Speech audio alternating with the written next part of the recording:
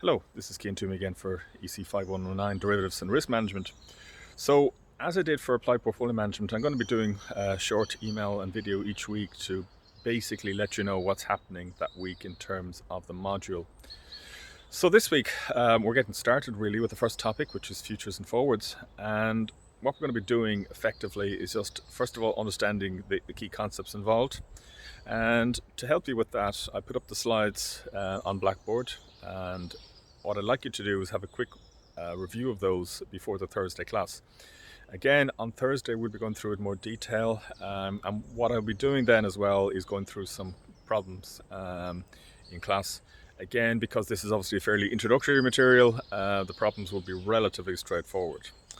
In addition to that then, what I'd like to just mention, of course, with futures markets in particular, when you hear in the media, say, discussions around, what is the market saying about the price of oil, what's happening about interest rates, what's the market pricing in about any commodity or indeed financial asset, what they're mainly talking about is what's happening in the futures markets, and that's what's called price discovery.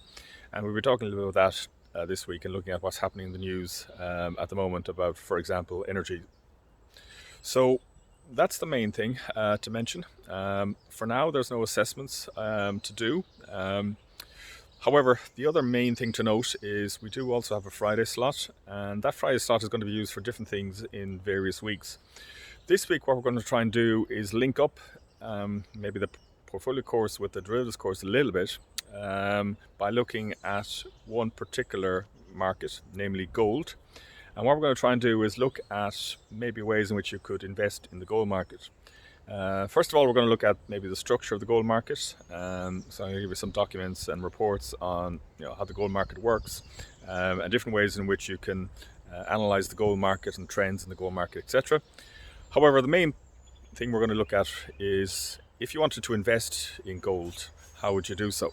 Well, as you recall from the portfolio management course, one obvious way to do so would be through something like a gold ETF.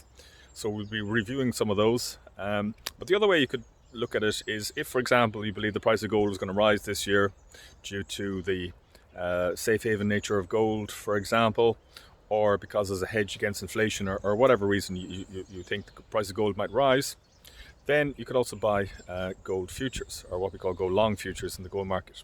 So for example, you could go long futures for, say, December delivery and try to see could you make money out of that.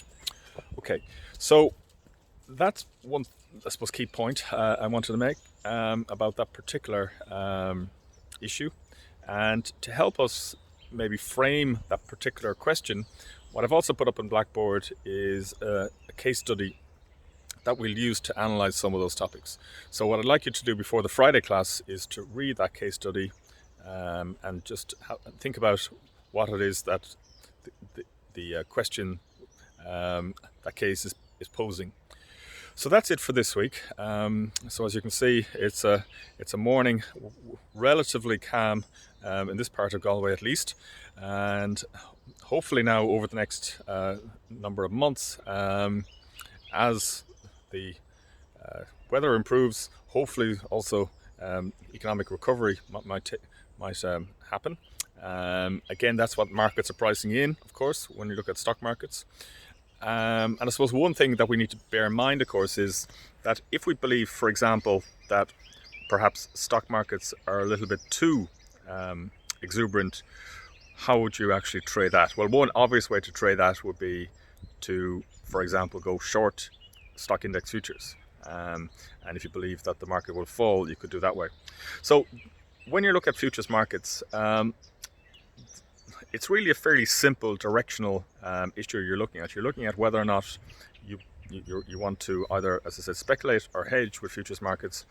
And I guess the other thing that I do want to mention is that we will need to start by looking at the hedge motive as well, and that's something we'll be looking at this week also. We'll continue with that next week. But I suppose it's the point again, like any kind of derivative, that what you're trying to look at is to use it for a particular purpose rather than just think of it as let's say a speculative asset as such. Okay, so that's it for now. Again, just to remind you to have a quick read off the lecture notes that are up on Blackboard, but also to have a look for Friday at the case study. You don't need to have anything prepared, just to really have that read in advance. Okay, so that's it for now, and we'll talk to you on Thursday.